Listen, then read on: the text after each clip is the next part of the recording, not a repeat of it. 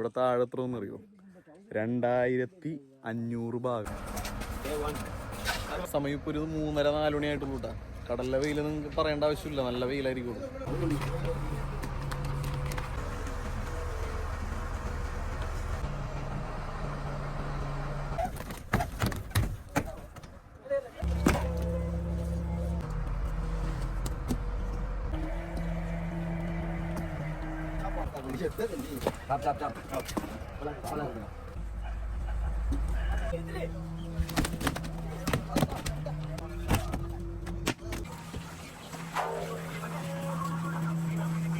ചുക്കാന്ന് പറയും, അതായത് ചൂരയുടെ ഈ മീറ്റൊക്കെ എടുത്തുള്ള ഒരു പരിപാടിയാണ്.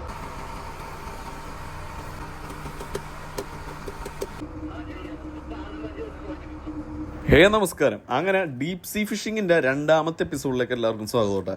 മുന്നത്തെ എപ്പിസോഡുകൾ കണ്ടവർക്ക് മനസ്സിലായിട്ടുണ്ടാവും, നമ്മൾ 3-4 ദിവസം നിർത്താണ്ട് രാവും പകലൂലാണ്ട് ഓടിയാണ്ട നമ്മൾ ലക്ഷ്യസ്ഥാനത്തേക്ക് എത്തിക്കുന്നത്. അപ്പൊ സമയം ഇപ്പൊ ഏകദേശം ഒരു 3:30 മണിയായിട്ടുണ്ടാവും. നമ്മൾ വല തട്ടാനായിട്ട് പോവുകയാണ്. കടലും നല്ല ശാന്തമുണ്ട്, വേറെ പ്രശ്നങ്ങളൊന്നും ഇല്ലാണ്ട് നല്ല ശാന്തമായിട്ട് കിടക്കുകയാണ്. പുഴ പോലെയുണ്ട് കിടക്കണം. തെളിച്ചു നോക്കി, നല്ല തെളിച്ചുകൊണ്ട് നമ്മൾ ഈ ഡീപ് സീയിലേക്ക് വന്നു കഴിഞ്ഞാലുണ്ടല്ലോ അത്യാവശ്യം നല്ല തെളിച്ചുണ്ടാവട്ടെ. അങ്ങനെ വലയിടുന്ന സ്ഥലത്ത് നമ്മുടെ ബോട്ട് നിർത്തിയൊക്കെയാണ്. ഇനി ഏകദേശം ഒരു 4 മണിയാകുമ്പോൾ വല ഇളക്കും. 8 മണിയാവൂലേ വലിച്ച് നമ്മൾ തീരുമ്പോൾ വലയിട്ട് കഴിയുമ്പോൾ? 7 മണിയാകുമ്പോൾ വലയിട്ട് തീരുള്ളൂ. എത്ര മണിയാകുമ്പോൾ നമ്മൾ പിടിക്കും? 11 മണി 12 മണിക്ക് അനുസരിച്ച് വല എടുക്കാനായിട്ട് തുടങ്ങും. രാവിലെ വരെ ഉണ്ടാവൂലേ വല പിടിച്ച് തീരുന്നത്? കാലേ വരെ, മറുനാൾ കാലേ വരേക്കും കടലിലേക്ക് വല ഇടുന്ന പോലെ എളുപ്പമല്ല നമ്മ വല കയറ്റുമ്പോന്ന് വെച്ച് കഴിഞ്ഞാൽ. അപ്പൊ ഇവ എഞ്ചിനെല്ലാം ഓഫ് ചെയ്തിട്ടേക്കാണ്. ഇവിടെ താഴെ എത്ര എന്നറിയോ? 2500 ഭാഗം, 2055 അങ്ങനെ മാറി 1800 ഭാഗം മാറിയാണോ തന്നെ കടലിൽ എന്ന് വെച്ച് കഴിഞ്ഞാൽ എപ്പോഴും കുഴികളും മലകളും അങ്ങനെ നിറഞ്ഞിട്ടുണ്ടായിരിക്കുള്ള. ഞാൻ നിങ്ങൾക്ക് ആ ആഴമൊന്ന് കാണിച്ചു തരാട്ടെ, നോക്കിക്കോ.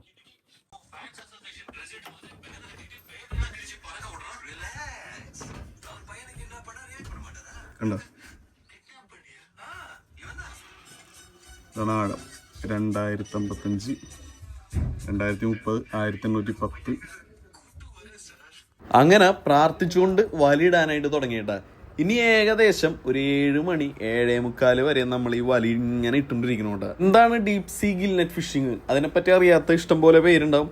അപ്പൊ ഞാൻ പറഞ്ഞുതരാം. അതായത് ഈ വലയുടെ നീളത്തെ പറ്റി ഞാൻ തന്നെ പറയട്ടെ. വലയുടെ നീളം തന്നെ ഏകദേശം 11 നോട്ടിക്കൽ മൈൽ ഉണ്ടാവും. അതായത് 20 കിലോമീറ്ററും ഉണ്ടാവും. ഇത് നമ്മളിങ്ങനെ വെറുതെ കടലിലേക്ക് ഇങ്ങനെ തട്ടിയിടും. കടലിലേക്ക് തട്ടിടുമ്പോൾ എന്ന് വെച്ച് കഴിഞ്ഞാൽ ഈ വലയുടെ വീതി വന്നത് 9 ഭാഗമാണ്. 9 ഭാഗം എന്ന് വെച്ച് കഴിഞ്ഞാൽ ഒരാളുടെ ഹൈറ്റാണ് ഒരു ഭാഗം എന്ന് പറഞ്ഞു കഴിഞ്ഞാൽ. അപ്പോൾ 9 ആൾക്കാർ മേളിൽ നിൽക്കുമ്പോൾ ഒരു ഹൈറ്റ് ആയിരിക്കും ഈ വലയുടെ വീതി വന്നത്.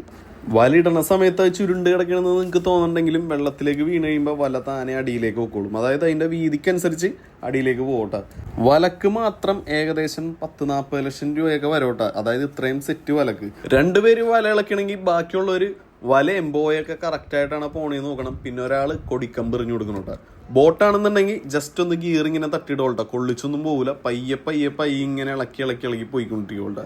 ചില സമയങ്ങളിൽ വല പോണത് കറക്റ്റ് ആവാണ്ട് വരുമ്പോൾ നമ്മൾ ബോട്ട് റിവേഴ്സ് വെക്കും. കണ്ട, ഈ വല ഇങ്ങനെ പോയേക്കണ നോക്കി അങ്ങറ്റം വരെയും പോയിട്ടുണ്ട് കേട്ടോ. ശരിക്കും ഇപ്പോൾ കടല് നല്ല ശാന്തമായിട്ട് കിടക്കണതിൻ്റെ പേരിലാണ് നമുക്ക് ഈ അറ്റം വരെയുള്ള വല കാണാൻ പറ്റുന്നത്. അല്ലെങ്കിൽ തിരയുണ്ടെങ്കിൽ ഇത് കാണാൻ പറ്റില്ല. കണ്ട, കൊടിക്കമ്പ് പോയിക്കണുണ്ട്. ഇനി ഞാൻ പറയാൻ പോകുന്നതാണ് മെയിനായിട്ടുള്ള സംഭവം കേട്ടോ. അതായത് ഒരു സെറ്റ് വലയെന്ന് പറഞ്ഞു കഴിഞ്ഞാൽ ഞാൻ പറഞ്ഞില്ല ഏകദേശം 1.5-1.25 നോട്ടിക്കലോളം വരും. അപ്പൊ ഈ വല നേരെ കടലിലേക്ക് ഇട്ട് കഴിഞ്ഞാൽ വെള്ളമൊഴുക്കിനനുസരിച്ച് ചിലപ്പോൾ അങ്ങോട്ടും ഇങ്ങോട്ടൊക്കെ ഒഴുകി കിടക്കും. വലയല്ലേ നമുക്ക് എവിടെയൊന്നും കണ്ടുപിടിക്കാനാണ് ഇത്രയും വലിയ കടലിൽ. അപ്പൊ എന്താണ് ചെയ്യണേന്ന് വെച്ച് കഴിഞ്ഞാൽ 9 സെറ്റ് വലയുണ്ട്. ഒவ்வொரு സെറ്റിനകത്തും ഇതുപോലത്തെ മുളവടിയും കൊണ്ടുള്ള ഒരു കൊടിക്കമ്പ് നമ്മൾ കട്ട് ചെയ്ത് സെറ്റ് ചെയ്ത് വെച്ചിട്ടുണ്ടാവും. അത് നേരെ കെട്ടി അങ്ങോട്ട് ഇട്ടുകൊടുക്കട്ടെ. കെട്ടിയിടുമ്പോൾ അതിന്റെ ഒപ്പം AIS ഉണ്ടാവും. അതായത് ആ ബോയിനകത്ത് ലൊക്കേഷൻ എവിടെയാണ് ഉള്ളതെന്ന് കാണിക്കാനായിട്ടുള്ളൊരു സംഭവം ഉണ്ടാവും, റഡാർ. അത് വെച്ച് നമുക്ക് കാണാൻ പറ്റും വല എവിടെയാണ് കിടക്കണത്, എത്ര കോമ്പസിനാണ് കിടക്കണെന്നുള്ളത് GPS കാണാൻ പറ്റും. അതായത് വല ഇളക്കാൻ തുടങ്ങിയിട്ട് ആദ്യത്തെ ദിവസം വെയിലൊരു രക്ഷയില്ല, നല്ല വെയിലാണ്. അത് ബാക്കിൽ വലകളൊക്കെയുണ്ടോ നിങ്ങൾ? രക്ഷയില്ല, വെയില് ഭയങ്കര വെയിലാണ്. സമയം ഇപ്പോൾ ഒരു 3:30-4 മണിയായിട്ടുള്ളൂ കേട്ടോ. കടലിലെ വെയിൽ നിങ്ങൾക്ക് പറയേണ്ട ആവശ്യമില്ല, നല്ല വെയിലായിരിക്കും. ഓക്കെ, ആ വെയിൽ നോക്കാണ്ടാണ് ഇവർ പണിയെടുക്കുന്നത്. തറവേക്കുളം തൂത്തുക്കുടി ഏരിയ എന്നൊക്കെ പറഞ്ഞു കഴിഞ്ഞാൽ കൂടുതലും അവിടുത്തെ ഫിഷിംഗ് എന്ന് വെച്ച് കഴിഞ്ഞാൽ ഇതുപോലത്തെ ഡീപ് സീ ഫിഷിംഗ് ആണ്. എല്ലാ ടൈപ്പ് ഫിഷിംഗ് ഉണ്ട്, എന്നാലും കൂടുതലും ഈ ഗിൽനെറ്റ് ബോട്ടുകളാണ് അവിടെ ഉള്ളത്. 300-400 ബോട്ടുകളുണ്ട് കേട്ടോ നമ്മുടെ തറവേക്കുളം ഏരിയയിൽ എന്ന് വെച്ച് കഴിഞ്ഞാൽ. അപ്പൊ ഒരു സെറ്റായിട്ടാണ് വല ഇളക്കണത്. രണ്ടുപേര് ചേർന്ന് ഇത്ര ഞൊട്ടിക്കൽ വല ഇളക്കി അങ്ങനെയുണ്ട പോണെന്ന് വെച്ച് കഴിഞ്ഞാല്. അപ്പൊ വെയിലൊരു രക്ഷയില്ലാത്തതിന്റെ പേരിൽ നമ്മുടെ സ്റ്റോർ റൂമിൽ നിന്ന് നമുക്ക് കുടിക്കാനായിട്ട് ജ്യൂസ് എടുക്കേണ്ടത്. ജ്യൂസ് എന്ന് വെച്ചാൽ വേറെ ഒന്നുമല്ല, നമ്മുടെ ഈ പറഞ്ഞ 7up മിറണ്ട അങ്ങനത്തെ കളർന്നാണ് ഇവര് പറയണത്. ആ സാധനം എടുത്തുകൊണ്ട് വേണ്ടി കാണുന്നത് ഒട്ടുമിക്ക ബോട്ടുകളിൽ ഉണ്ടാവും ഇത്.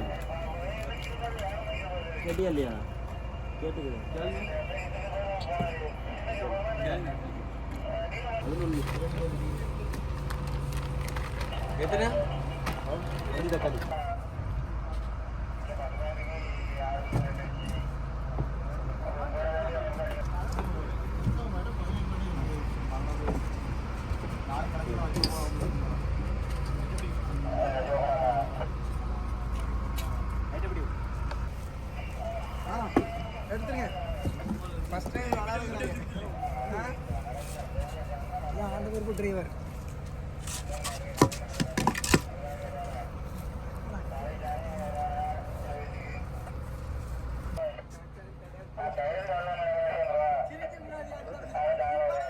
എന്താ പറയുക, ഇവരുടെ ഒപ്പം പോകുമ്പോന്ന് വെച്ച് കഴിഞ്ഞാൽ വേറൊരു എക്സ്പീരിയൻസ്, വേറൊരു വൈബ്, പലരും കാണാത്ത കാഴ്ചകളൊക്കെ കാണാൻ പറ്റണ്. കടലിലെ വിസ്മയ ലോകം എല്ലാം നമ്മുടെ വീഡിയോനകത്തൊക്കെ ഉണ്ട് കേട്ടോ, വന്ന എപ്പിസോഡുകളിലൊക്കെ. എല്ലാവരും ഇപ്പോൾ മറക്കാണ്ട് മൊത്തത്തിൽ കാണാനായിട്ട് ശ്രമിക്കുക. അപ്പോൾ ശരിക്കും പറഞ്ഞാൽ ചില സമയങ്ങളിൽ ഈ കാറ്റുണ്ടാവില്ല. കാറ്റില്ലെങ്കിൽ എന്ന് വെച്ച് കഴിഞ്ഞാൽ വല ഇളക്കാനായിട്ട് നമുക്ക് പ്രാന്ത് കയറും. കാരണം ചൂടുമായിരിക്കുള്ളൂ, ഭയങ്കര ബുദ്ധിമുട്ടായിരിക്കുള്ളൂ. പിന്നെ ഈ കാറ്റുണ്ടെങ്കിൽ വെയിലുണ്ടെങ്കിലും കുഴപ്പമില്ല. കാരണം കാറ്റുള്ളതിൻ്റെ വെയിൽ നമുക്ക് അങ്ങനെ അറിയില്ല കേട്ടോ. അടിപൊളി ഒരു വ്യൂ കാണിച്ചാൽ സൺസെറ്റാണ്. നോക്കിക്കോട്ടെ.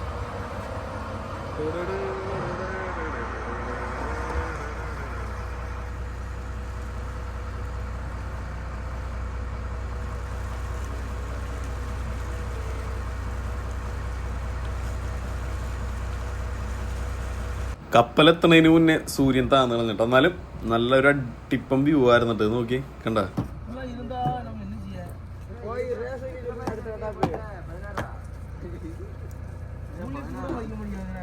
ഇവരാണെങ്കിൽ എന്തോ കഥ കുറെ നേരമായിട്ട് ഇങ്ങനെ പറഞ്ഞിരിക്കുന്നുണ്ട്. പിന്നെ നമുക്ക് തമിഴ് അറിയാം, പക്ഷെ അത്രയ്ക്ക് ഡീറ്റെയിൽ ആയിട്ട് അറിയില്ല. അതുകൊണ്ട് ഇവർ പറയണ ചിലതൊക്കെ മനസ്സിലാവുന്നുണ്ട്, ചിലതൊന്നും മനസ്സിലാവില്ല. പറയണ ചില കാര്യങ്ങൾ കേട്ട് കഴിയുമ്പോൾ ചിരിച്ചിരിച്ചിങ്ങനെ ഇരിക്കോട്ട് പറഞ്ഞപ്പോൾ. കാരണം വേറെ മലയാളികളായിട്ട് ആരും ഇല്ലല്ലോ, ഞാൻ മാത്രമുള്ളൂ മലയാളിയായിട്ട്. ബാക്കിയെല്ലാം തമിഴാണ് ഫുള്ള്.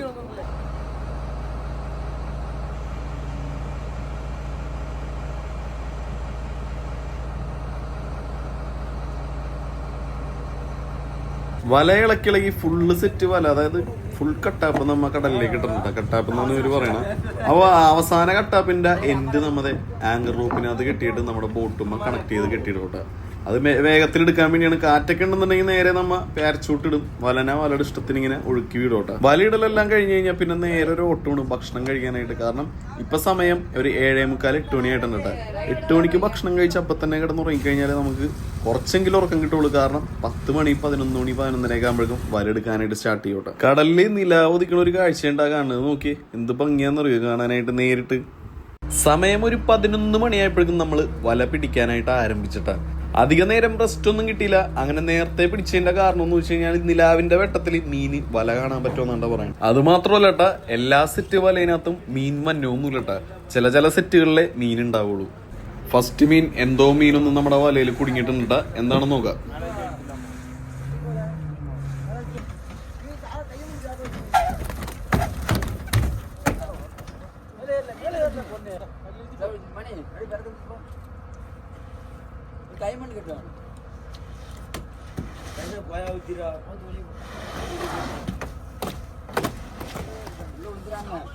ആദ്യം തന്നെ നമുക്ക് വന്ന ഒരു തെരണ്ടിയാണ്. അത് കഴിഞ്ഞത് പയ്യെ ചൂര വരാനായിട്ട് തുടങ്ങിയിട്ടുണ്ട്. ഇത് നമ്മുടെ ഇവിടെ ബുള്ളറ്റ് എന്നൊക്കെ പറയും.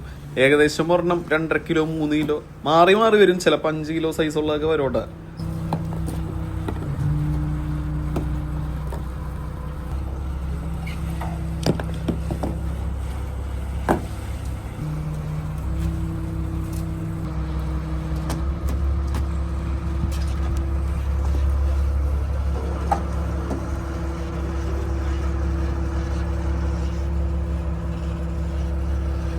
മീനെ പിടിച്ച് ബോട്ടിന്റെ ഉള്ളിലേക്ക് കയറ്റിയാൽ മാത്രം പോരട്ടെ, അതിനെ വലയിന്ന് നല്ല അടിപൊളിയായിട്ട് വലക്കും പ്രശ്നമില്ലാണ്ട് മീനും പ്രശ്നമില്ലാണ്ട് അതിനെ ഊരിയെടുക്കാനായിട്ടും പഠിക്കണോട്ടെ. അപ്പോൾ അത് തെരണ്ടിനെ നമ്മൾ വലയുടെ ഉള്ളിൽ നിന്ന് അഴിച്ചു മാറ്റിയിട്ടുണ്ട്. തെരണ്ടി വലയെ കൂടി കഴിഞ്ഞാൽ പ്രശ്നമാണ്. കാരണം ഇതുങ്ങൾ കിടന്ന് കറങ്ങി ആ ഒരു വല മൊത്തം കറക്കി പിരിച്ചളയോട്ടെ. അതെ, കൊടിക്കമ്പ്, ആദ്യത്തെ വലയുടെ കൊടിക്കമ്പാണ്ടാ വന്നേക്കണത്.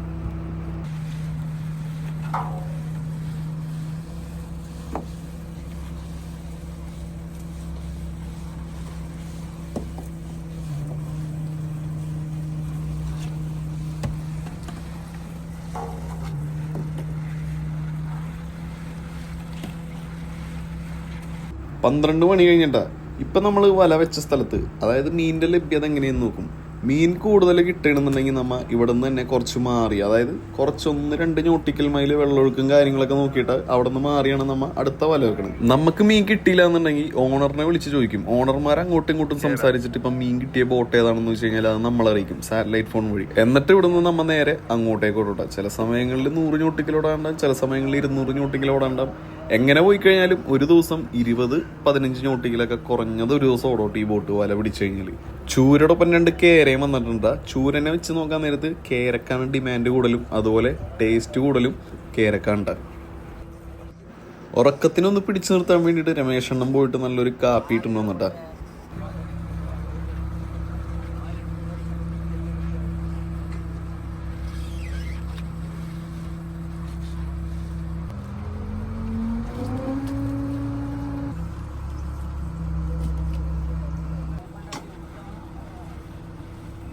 ഓരോ ഓലക്കൊടിയനും വന്നിട്ടുണ്ട് നമുക്ക്, അതായത് സെയിൽ ഫിഷ് എന്ന് പറയൂട്ടെ.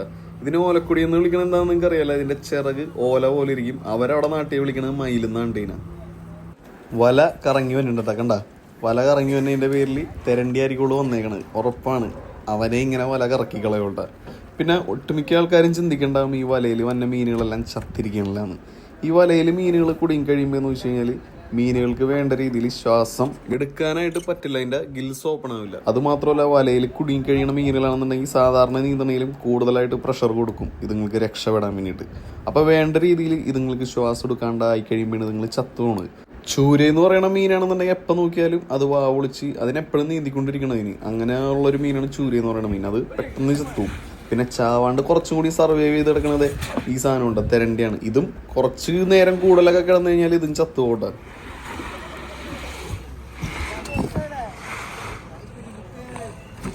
ചൂര നിരനിരയാക്കി ഇങ്ങനെ വെച്ചാൽ നോക്കി. നമ്മുടെ ഈ ബോട്ടിനകത്ത് സ്പീക്കറൊക്കെ ഉണ്ട് കേട്ടോ. കാരണം ഉറക്കം എന്ന് പറയുന്ന സാധനം നമുക്ക് കൺട്രോൾ ചെയ്യാൻ പറ്റില്ല. വെളുപ്പിന് ഒരു 3 മണി 4 മണിയൊക്കെ ആയി കഴിഞ്ഞാൽ നമ്മൾ ഓട്ടോമാറ്റിക്കലി ഇങ്ങനെ കണ്ണടഞ്ഞു.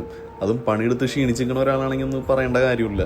അപ്പോൾ ആ ഉറക്കത്തിനേക്ക് ഒന്ന് തരണം ചെയ്യാനായിട്ട്, ആൾക്കാരെയൊക്കെ എനർജി ആക്കാനായിട്ട് സ്രാങ്ക് ഇടക്കിടക്ക് നല്ല തമിഴ് പാട്ടുകളൊക്കെ ഇവിടെ ഇടോട്ടാ.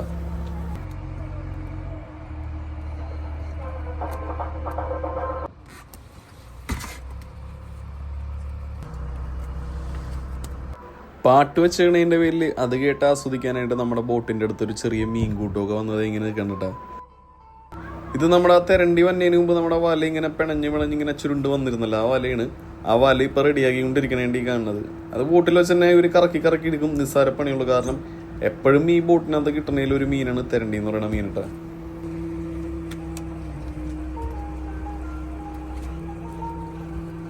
ഇപ്പൊ നമ്മുടെ വലയിൽ പെട്ടിട്ടുള്ളൂ കേട്ടാ. വല വലിച്ചു വന്ന വഴിക്ക് പെട്ടേക്കണേണ്, കാരണം ജീവനുണ്ട് കേട്ടാ.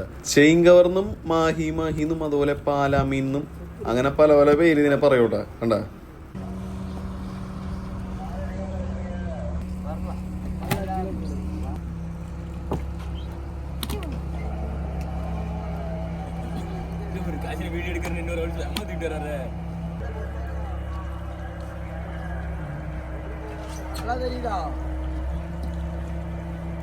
ഈ മീനിന്റെ പ്രത്യേകത എന്താന്ന് വെച്ച് കഴിഞ്ഞാല് ഇതിന് ജീവനോടെ വരുമ്പോ ഒരു കളറ്, പിന്നെ ചാവാറായി കഴിയുമ്പോ ഒരു കളറ്, അതുപോലെ തന്നെ ചത്ത് കഴിയുമ്പോ വേറൊരു കളറ്. അതാണ് ഈ മീനിന്റെ ഒരു പ്രത്യേകത എന്ന് വെച്ച് കഴിഞ്ഞാല്.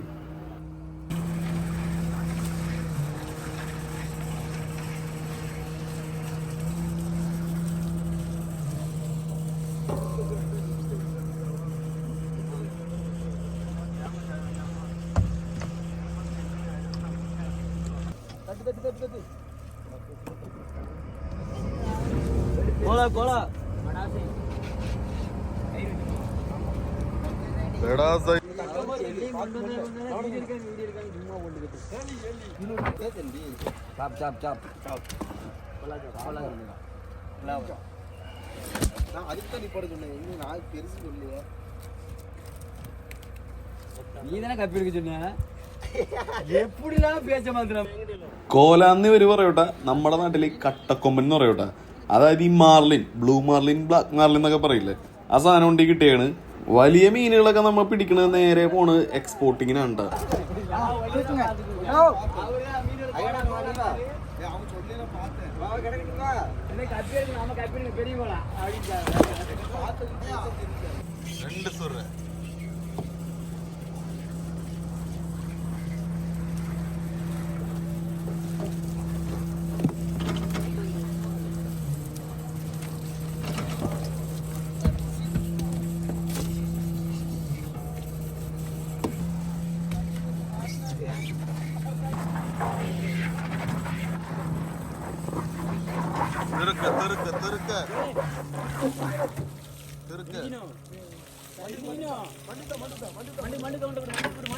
മീനെ സത്യം പറഞ്ഞു കഴിഞ്ഞാൽ ആരും കണ്ടില്ലട്ടോ, പെട്ടെന്നാണ് കണ്ടത്.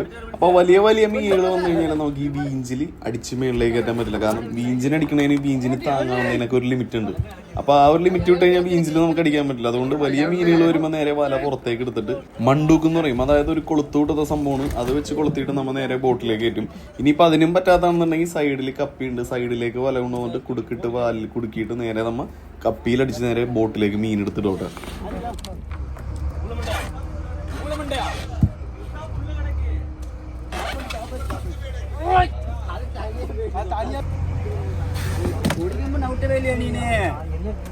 പിടിച്ച മീനുകളെല്ലാം നേരെ നമ്മൾ സ്റ്റോർ റൂമിലേക്ക് ഇറക്കേണ്ട. മൊത്തം വല കയറിയിട്ട് മീൻ ഇറക്കാൻ കാത്തിരുന്നു കഴിഞ്ഞാൽ മീൻ ചീത്തായി പോട്ടെ. അതുകൊണ്ട് നമുക്ക് കിട്ടിയ മീനുകളിൽ കുറച്ചീച്ച വെച്ച് നമ്മൾ നേരെ സ്റ്റോർ റൂമിലേക്ക് ഇറക്കും. തെരണ്ടി പോലത്തെ വലിയ വലിയ മീനുകൾ ഏറ്റവും അവസാനം ഇറക്കമുള്ള. തെരണ്ടി നമ്മൾ എങ്ങനെയാണ് സ്റ്റോർ ചെയ്യണമെന്ന് വെച്ച് കഴിഞ്ഞാൽ അതിന്റെ കുടലെല്ലാം എടുത്തതിന് ശേഷം ഉണ്ട് അതിന്റെ വയറിന്റെ ഉള്ളിലാണ് നമ്മൾ യൂസ് ചെയ്യുന്നത്. അത് മീൻ ചീത്തായി പോവാതിരിക്കാൻ വേണ്ടിയിട്ടാണ്.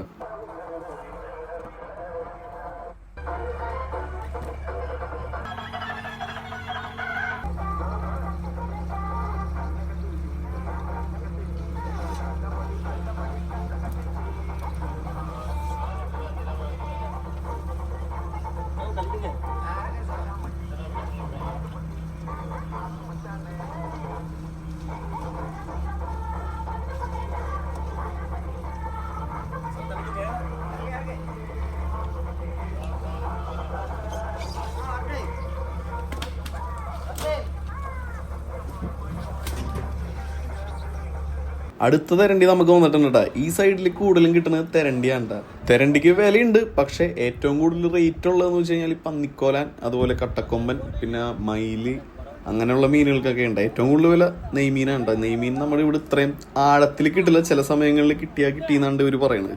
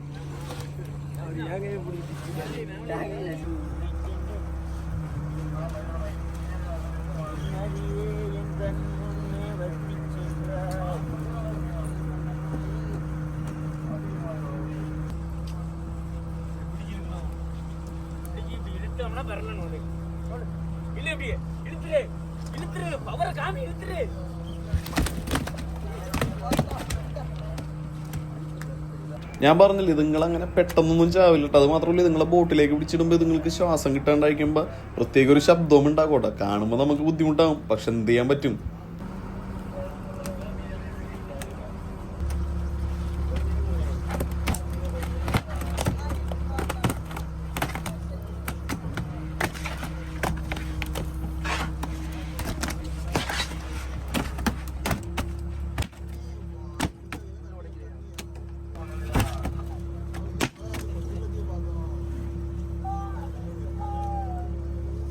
നേരം വെളുത്ത് സമയം ഒരു 6:30 മണിയായി വന്നിട്ടാ. അപ്പൊ നോക്കി എന്താ ഭംഗി നോക്കി. സൺറൈസ് സൂര്യൻ അവിടെ നിന്ന് ഇങ്ങനെ പയ്യെ ഇങ്ങനെ പൊന്തി വന്നിട്ടാ. ഞാനത് കാണിച്ചു തരാം നിങ്ങക്ക്.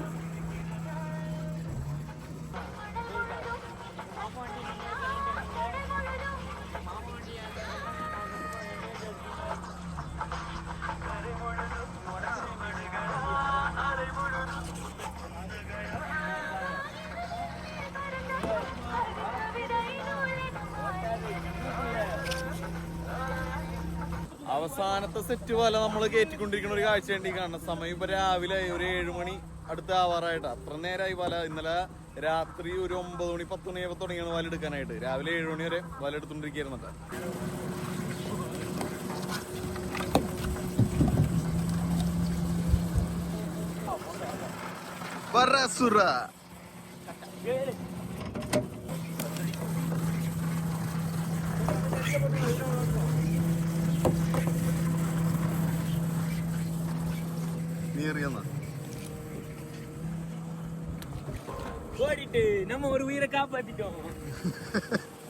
ഏറ്റവും കൂടുതൽ കഴിക്കാൻ ആഗ്രഹിച്ച ഒരു ഡിഷാണ് നമ്മുടെ ട്യൂണ ചുക്ക എന്ന് പറയും. അതായത് ചൂരയുടെ ഈ മീറ്റൊക്കെ എടുത്തുള്ള ഒരു പരിപാടിയാണ്. മറ്റൽ മുളകൊക്കെ ഇട്ടിട്ട് അപ്പൊ അത് ഇവിടെ റെഡി ആയിക്കൊണ്ടിരിക്കുന്നുണ്ട്. കട്ടിങ് തൊട്ട് കുക്കിംഗ് വരെ വെറൈറ്റി ആണ്. അതായത് മീനിന്റെ തല പോലും ഇവരെടുക്കില്ല കേട്ടോ. മീൻ അങ്ങനെ പാടി തലയെല്ലാം എടുത്ത് കളയാണ്. തലയൊക്കെ നല്ല ടേസ്റ്റ് ഉള്ള ഇതാണ്, പക്ഷെ തല ഇവരെടുക്കില്ല. പിന്നെ ആ തൊലി അങ്ങോട്ട് ഒലിച്ചു കഴിഞ്ഞിട്ട് അതിന്റെ ആ ഒരു മീറ്റ് മാത്രം ഇങ്ങനെ എടുക്കും. മീറ്റ് മാത്രം എടുത്തിട്ട് അത് ചെറിയ ചെറിയ കഷ്ണങ്ങളാക്കി കട്ട് ചെയ്തിട്ടാണ് നമ്മുടെ ഈ ഒരു ചുക്ക എന്ന് പറയുന്ന സംഭവം ഉണ്ടാക്കുന്നത്. വെറൈറ്റി സാധനമാണ്. നിങ്ങൾ ഒന്ന് ട്രൈ ചെയ്ത് നോക്കട്ടെ എന്തായാലും. ഇത് സെൽവം, വേറെ ഒരാളുണ്ട് രമേശ് അണ്ണൻ. ഇവര് രണ്ടുപേരും മാറി മാറിയാണ്ട നമുക്ക് സൂപ്പർ ഫുഡ് എല്ലാം ഉണ്ടാക്കി തന്നെ. അങ്ങനത്തെ അവസാനത്തെ സെറ്റ് വലയും കയറി കഴിഞ്ഞിട്ടാ ഇനി നമ്മ ഓണറിന് ഫോൺ വിളിച്ച് മറ്റുള്ള ബോട്ടുകാരുടെയൊക്കെ തിരിവ് എങ്ങനെയൊക്കെ നോക്കിയിട്ടാണ് നമ്മ അടുത്ത സ്ഥലത്തേക്ക് ഓടിപ്പോണതും വലയിടുന്നതല്ലാട്ടാ. അപ്പൊ രാവിലത്തേക്കുള്ള ഭക്ഷണത്തിന് വേണ്ടിയുള്ള കാര്യങ്ങൾ ഇവിടെ റെഡി ആയിക്കൊണ്ടിരിക്കുന്നത്. സിമ്പിൾ ആയിട്ട് റെഡിയാക്കാൻ പറ്റിയ ഒരു ഡിഷാണ്. അതുകൊണ്ടാണ് ഞാൻ വീട്ടിലൊന്ന് ട്രൈ ചെയ്ത് നോക്കാൻ പറഞ്ഞത്. അപ്പൊ എണ്ണ ചൂടായിട്ടുണ്ട്. അതിനകത്തേക്ക് വറ്റൽമുളകും സവാളയും പിന്നെ നമ്മ കുറച്ച് വെളുത്തുള്ളിയും എടുത്തിട്ടുണ്ട്. ഇതെല്ലാം കൂടി ഇട്ടൊന്ന് വഴറ്റിയെടുക്കുമ്പോഴേക്കും നമ്മൾ നേരത്തെ കട്ട് ചെയ്ത് വെച്ചാണ് മീനിന്റെ പീസ് ഉണ്ടല്ലോ, അതും നേരിട്ട് കൊടുക്കാട്ടോ. അതിനുശേഷം ആ ഒരു ഫിഷിന്റെ മീറ്റ് ഇതുപോലെ ഒരു തവ വെച്ച് ഇങ്ങനെ ഇടിച്ചിടിച്ചിടിച്ചിടിച്ചിടിച്ചിടിച്ച് കുത്തി കുത്തി ചെറിയ ചെറിയ പൊടികളാക്കാട്ടെ. അപ്പോഴേ എന്തോരം അത് പൊടിയാണ് അത്രയും ടേസ്റ്റ് കിട്ടും കേട്ടോ. ചിക്കൻ പൊടി എന്ന് ഇവർ പറയും കേട്ടോ. അതായത് 65 മസാല പാക്കറ്റാണ് ഉണ്ടത്. അതാണ് ഇവർ മീൻ മറക്കുമ്പോഴും അതുപോലെ ഇതുപോലെ ചുക്കയൊക്കെ ഉണ്ടാക്കുമ്പോൾ മെയിനായിട്ട് ഉപയോഗിക്കുന്നത് കേട്ടോ. ഉപ്പൊന്നും വേണ്ടെന്നാണ് പറയണത്. കാരണം ആ ഒരു മസാല പാക്കറ്റിൽ തന്നെ ഉപ്പും എല്ലാം ഉണ്ടാവുന്നതാണ് പറയണത്. എന്താണെന്നറിയില്ല. പിന്നെ കുറച്ച് കുരുമുളക് പൊടിയും ഇട്ടിട്ടുണ്ട് കേട്ടോ. പിന്നെ കുറച്ച് ജീരകപ്പൊടിയും ഇട്ട് നന്നായിട്ട് അങ്ങോട്ട് മിക്സ് ചെയ്തിട്ട് കഴിഞ്ഞാൽ നമ്മുടെ ഈ ഒരു ചുക്ക റെഡി കേട്ടോ. സംഭവം എന്താണെന്നറിയില്ല, പക്ഷെ നല്ല ടേസ്റ്റാണ് ഈ സാധനം കഴിക്കാനായിട്ട്.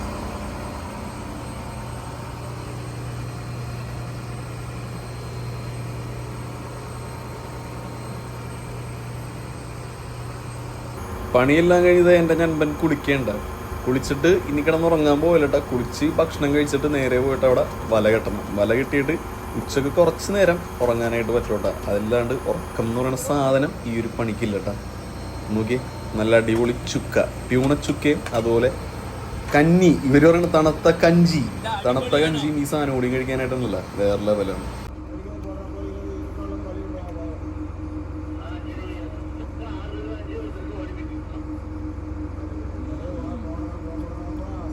നമുക്ക് എന്തോരം മീൻ കിട്ടിയെന്നും അതുപോലെ വേറെ മീനുകൾ എവിടെയാണ് പെട്ടേക്കണേന്നുള്ളതൊക്കെ നമ്മുടെ ഓണറിനെ വിളിച്ചിട്ട് സാറ്റലൈറ്റ് ഫോണിൽ കൂടെ സ്രാങ്ക് ചോദിച്ചുകൊണ്ടിരിക്കുകയുണ്ട്. അപ്പോൾ അതേ വലിയ വലിയ മീനുകളെയൊക്കെ നമ്മൾ നേരെ സ്റ്റോർ റൂമിലേക്ക് ഇറക്കാനായിട്ട് തുടങ്ങിയിട്ട്